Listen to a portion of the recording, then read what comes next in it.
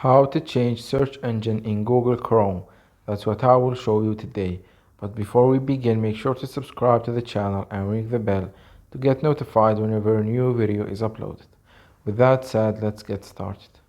So go ahead and open up Google Chrome, and as you can see, I'm using Google as a search engine. So if I search for anything, it will give me the results in Google, as you can see. Say for example, I wanted to change this for another search engine like Bing or Yahoo. All what I need to do is click on the three dots at the top right of the screen, then scroll down to settings. And from the basics section, you can see search engine. Click on it.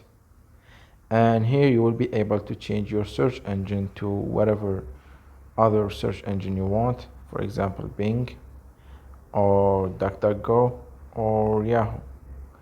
Let me go with Bing and see. I will go back and I will search for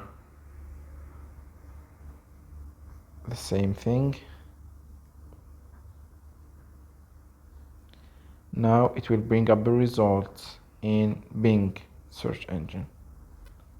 So that was it for this video. That's how you can change Google Chrome search engine.